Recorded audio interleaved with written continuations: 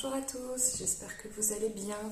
Alors, petite vidéo qui reprend, voilà, la petite pause m'a fait du bien. Alors, pause vite fait, hein, comme vous avez pu le voir, beaucoup d'événements. Donc, je reviens à une question qui a été posée il y a un petit temps, avant cette coupure, et qui concernait le transgénérationnel. C'est une personne avec qui j'avais discuté du soin Access Bar notamment, et qui me demandait comment ça se fait qu'on ait des bagages transgénérationnels, comment ça se passe. Donc, c'est ce que je vais essayer de vous expliquer dans cette vidéo. Ce qu'il faut savoir, ce qu'il faut toujours garder à l'esprit, c'est que le bagage qu'on a, d'une part, on l'a choisi. On a choisi de le prendre, c'était OK avec notre expérience de vie. C'est quelque chose qu'on devait prendre, on a le choix. On a le choix, et heureusement, parce que sinon on aurait encore plus de bagages que ça. On choisit quelque chose qui va être en résonance avec ce qu'on a à expérimenter dans cette vie.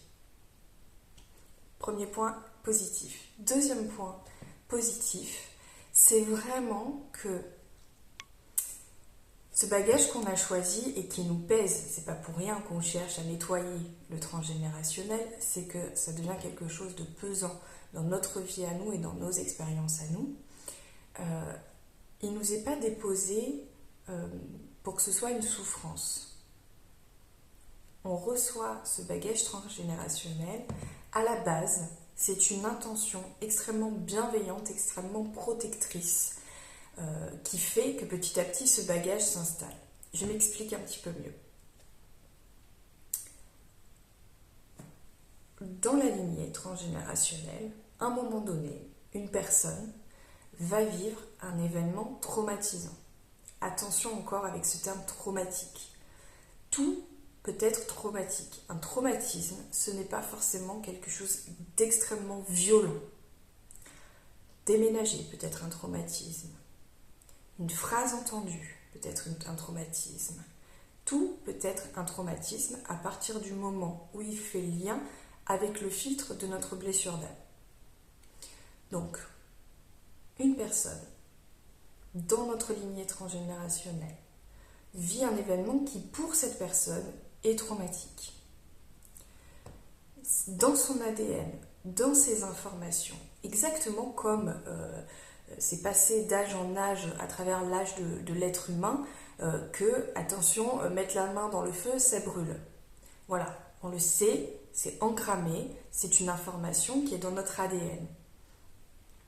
Et bien là, cette information de ce traumatisme, elle va se transmettre par choix de bienveillance, c'est-à-dire moi j'ai vécu une expérience traumatisante, je transmets pour les futures générations que ça peut être traumatisant, ils en feront bon usage, entre guillemets. Il y a deux problématiques à ça. C'est que ce traumatisme, il appartient à la personne. Donc quand on va recevoir l'information, les générations d'après, et notamment quand on est beaucoup de générations en dessous, ça ne correspond plus au vécu social, ça ne correspond plus à notre propre vie et à nos propres expériences. Et en plus de ça, ça n'a plus sens. Voilà. On se retrouve avec un bagage sur 3-4 générations au-dessus et on a du mal à l'identifier, ça devient quelque chose d'un peu flou. Et donc il se passe une transformation, c'est-à-dire que l'intention de base était bonne et cette intention, au fur et à mesure qu'elle traverse les générations, devient une injonction. Pourquoi ? Parce qu'une intention, elle peut être comprise. Je veux me protéger de ça parce que. En perdant ce parce que, ce pourquoi, ben ça devient juste je dois me protéger de ça. Et ça devient une injonction qui n'est pas comprise et donc qui est mal vécue dans notre propre vie. Même pas en question de lignée transgénérationnelle, c'est juste qu'elle ne fait plus sens avec nous. Je vous donne un exemple, le dernier que j'ai eu à nettoyer en Access. Ça va vous parler. Un réel traumatisme pour le coup, on est sur 4 générations avant, et la femme de cette lignée transgénérationnelle perd un enfant lors de l'accouchement. Voilà, un enfant mort-né, comme on dit. Forcément, Elle veut protéger ses autres enfants et ses générations à venir en transmettant cette information que avoir un enfant, ça peut mal se passer, ça peut faire extrêmement souffrir et ça peut aboutir à la mort. C'est juste. Et l'intention, encore une fois, est toute bienveillante. J'ai vécu ça, je veux vous le transmettre, cette information qui est pour moi très importante. La génération d'après, notamment puisque ce sont ces enfants qui étaient là avant et qui ont eux-mêmes, d'une certaine façon, vécu cette expérience-là de leur mère, donc qui comprennent parfaitement, eh bien cette génération-là, ces 4 enfants, ils vont avoir eux-mêmes chacun un seul enfant. Ok. Parce que déjà, c'est engrammé en eux que ça peut être dangereux d'avoir beaucoup d'enfants, on peut souffrir, etc. Je ne vous refais pas le même truc. Cette lignée d'après qui arrive, donc on est encore à 4 enfants.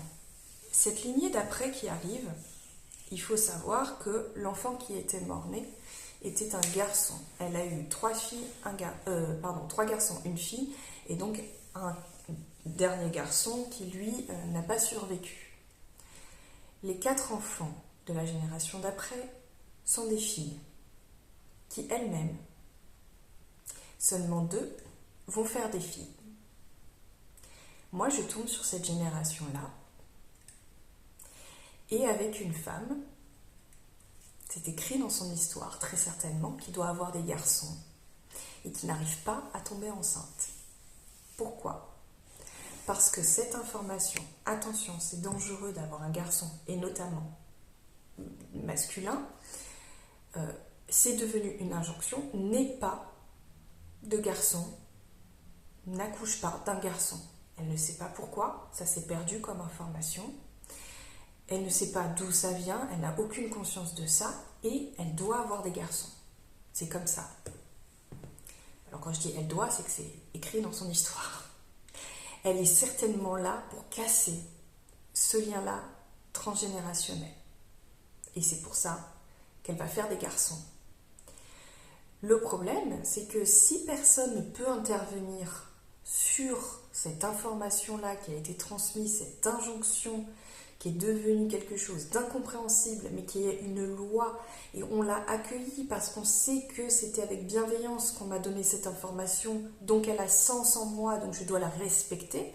Si personne n'est là pour lui traduire ça, si personne n'est là pour aller nettoyer cette injonction-là, eh bien cette femme qui essaye de faire un enfant déjà depuis 3 ans n'arrivera jamais à avoir d'enfant, ou alors au prix de terribles souffrances, voire même une histoire qui se reproduit, et donc un enfant dont on n'est pas sûr qu'à la naissance il soit en bonne santé.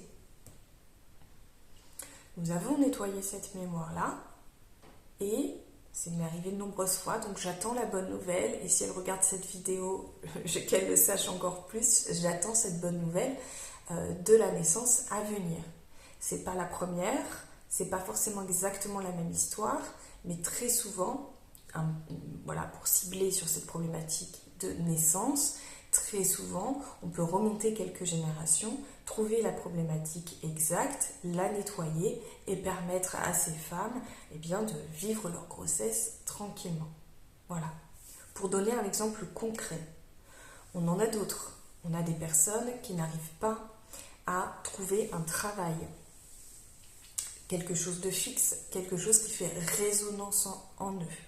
On peut avoir plusieurs raisons dans le transgénérationnel. On peut avoir un transgénérationnel avec quelqu'un qui a vécu une passion professionnelle qui lui a fait perdre peut-être sa vie de famille, une passion professionnelle où il a tout perdu parce qu'il a tout mis sur cette passion professionnelle. On peut avoir aussi une personne qui a fait toute sa vie un métier qui n'était pas une passion et qui a été mal remercié par la vie de ça, licencié au dernier moment, quelqu'un qui a fait un travail qui a mis sa santé en danger et qui est décédé de ça.